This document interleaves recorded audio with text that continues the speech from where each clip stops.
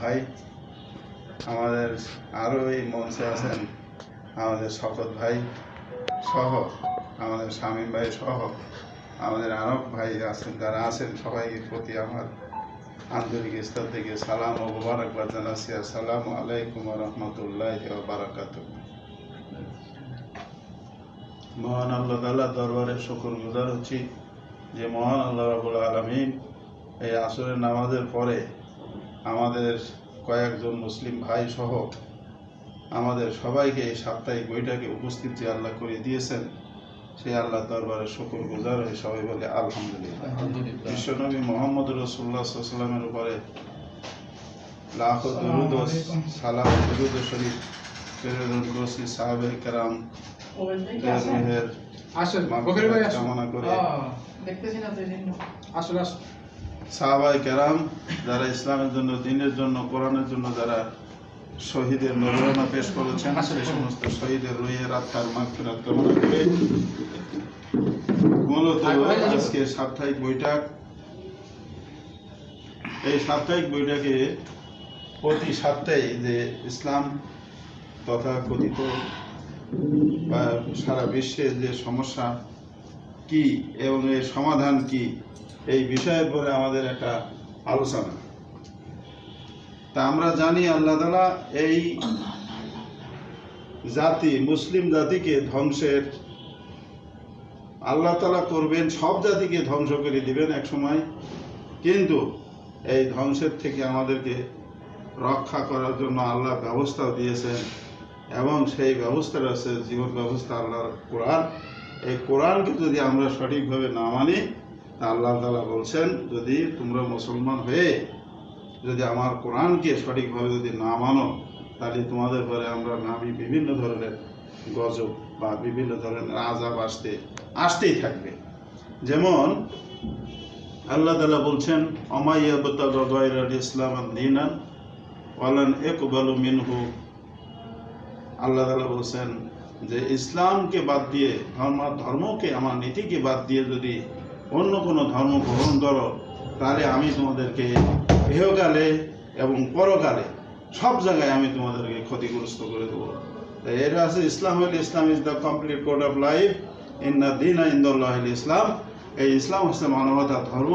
ইসলামকে যদি আমরা সঠিক এবং সুন্দরভাবে যদি আমরা এটা মানি, তাহলে আল্লাহ তাআলা আমাদেরকে বলছেন যে হে মুমিন, তোমরা যদি আমার দ্বীনের পথে থাকো, তাহলে আমি তোমাদেরকে অবশ্যই সাহায্য করব। আল্লাহ তাআলা নিজেই বলছেন, ইন্নামা কানাল মুমিনুন ইযা দা ইলাল্লাহ, বলছেন যে আমার হে মুমিনগণ, বলছে আমার পক্ষ থেকে তোমাদের কাছে, আমার এবং আল্লাহর রাসূলের পক্ষ থেকে তোমাদের কাছে কোনো হুকুম বা কোনো নিয়ম নীতি যদি যায়, তাহলে তোমরা বলবে ইয়াকুলু সামি'না ওয়া আতা'না ফাউলাইকা হুমুল মুফলিহুন। তোমরা এই কথা বলবে যে আমরা জানলাম এবং মানলাম। লিয়াহকুম বাইনা, এর আগেই আছে, আয়াতটার আগে মাঝখানে। যাই হোক, এমনিভাবে করে রসুলের আদর্শ তাহলে যদি মেনে চলা যায় এবং তার নীতিও যদি মেনে চলা যায়, তাহলে আমাদের দেখা যাচ্ছে সব দিক থেকে শান্তি আসবে। এবং আল্লামা ইকবাল বলছেন, আল্লাহ ইকবালের ভাষায় বলছেন, এ জামানা মে মুআজ্জাজ সে মুসলমান হোকা और तुम खा बयान तारेके जुहे কোরআন হোকার। মানে আমরা সেই কোরআন আগে যে মুসলমানরা যে কোরআন পড়তো, সেই কোরআন আমরা ভুলে গেছি, যার কারণে আমাদের বাতিলটা আমাদের উপরে, আমাদের ঘাড়ের উপরে চেপে বসছে, এবং সব সময় বাতিলটা চেষ্টা করছে, এবং ক্ষমতা এখন বাতিল শক্তিরাও আছে। যাই হোক, আমরা এই তুরস্কের কিছুদিন আগে যে খবর পেলাম, যে দেখা যাচ্ছে যে সেখানে প্রায় 7,000-7,000-এর ছাড়াই গেছে, যে ভূমিকম্প হয়েছে, এবং ভূমিকম্পে যে আল্লাহ তাআলার পক্ষ থেকে হয়, এগুলো হয় আসলে শিক্ষা দেওয়ার জন্য মুসলিমদেরকে, এবং অমুসলিম যারা আছে সবাইকে শিক্ষা দেওয়ার জন্য। এগুলো কিন্তু আল্লাহ পরীক্ষাও করে মুমিনদের। তা যাই হোক, এ একটা বড় পরীক্ষা, এবং বড় পরীক্ষায় আল্লাহ তাআলা আমাদের ফেলেছেন, যে এরপরে কে আমার পরে ঈমান আনে, কে ঈমান আনে না, এই পর্যায়েও হয়তো আল্লাহ তাআলার সেই হইতে পারে। এখন বিষয়টা হলো, সেখানে প্রায় 7,000-এর ঊর্ধ্বে ছাড়া গেছে, এবং সেখানে উদ্ধার কাজ চলছে, এবং সেখানকার গভর্নমেন্ট যে সরকার, সে সরকার কিন্তু আসলে এটা মানে নিয়ন্ত্রণ করছে। এবং পার্শ্ববর্তী যে সমস্ত মুসলিম দেশগুলো আছে এবং যেসব দেশ আশেপাশে আছে সব দেশটাই সবাইকে তাদেরকে সাহায্যের হাত বাড়িয়ে দিচ্ছে। এবং আমাদেরকে এই মুসলিম রাষ্ট্র এবং সাধারণত এই যে বাংলাদেশ, আমাদেরকে উচিত হলো যে একজন মুমিন যদি বিপদে পড়ে, একজন রাষ্ট্র যদি একটা রাষ্ট্র যদি বিপদে পড়ে, সেই রাষ্ট্রে সাহায্য করা পার্শ্ববর্তী রাষ্ট্রের পক্ষ থেকে দরকার। এবং আমরা যারা এখানে আসি, আমাদের যদি কোনো সাহায্যের হাত কেউ আসি বলে, তা আমাদেরও সাহায্যের হাত বাড়ানো আসলে উচিত। কারণ সেখানে হলো যেহেতু মুসলমান না, মুসলমান অমুসলিম যারা সবাই কিন্তু আসলে সেখানে আছেন।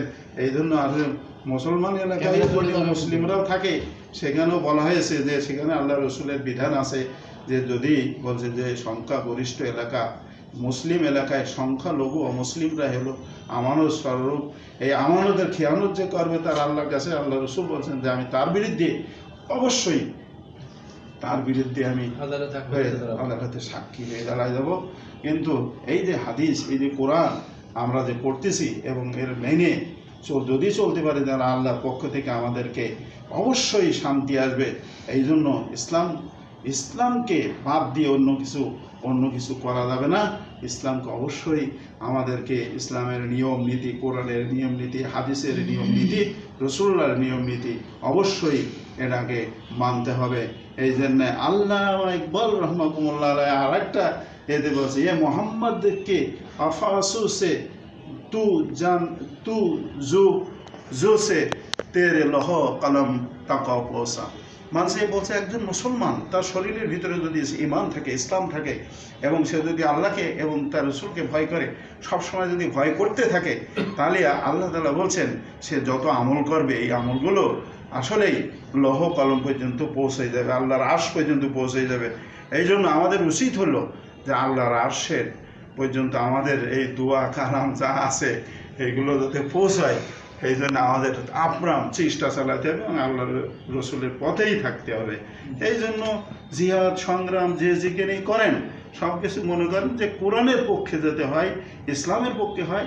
এইভাবে জিহাদ আমাদেরকে সংগ্রাম করে আমাদেরকে চালাই যেতে হবে। যদি চালাই আমরা যেতে পারি, তাহলে আমরা আখেরাতেও মুক্তি পাবো, আমার এই দুনিয়ার কল্যাণ আমাদেরকে হবে, দুনিয়ায় কল্যাণও আমাদেরকে মুক্তি পাবে। এখানে কোরআনের আয়াত আছে, বিভিন্ন ধরনের কোরআনের আয়াত আছে।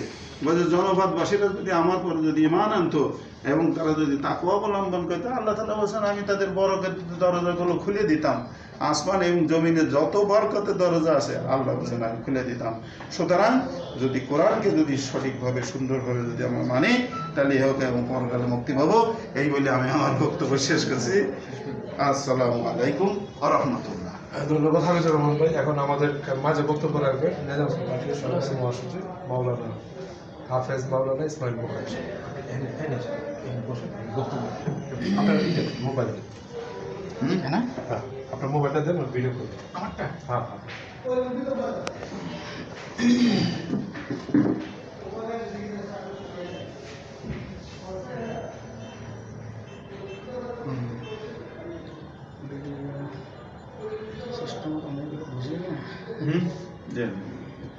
ভিডিও একটা মনে হয় বেরিয়ে আসে না, ভিডিও তো সব করেছি, ক্যামেরায় গিয়ে ওখানে ভিডিও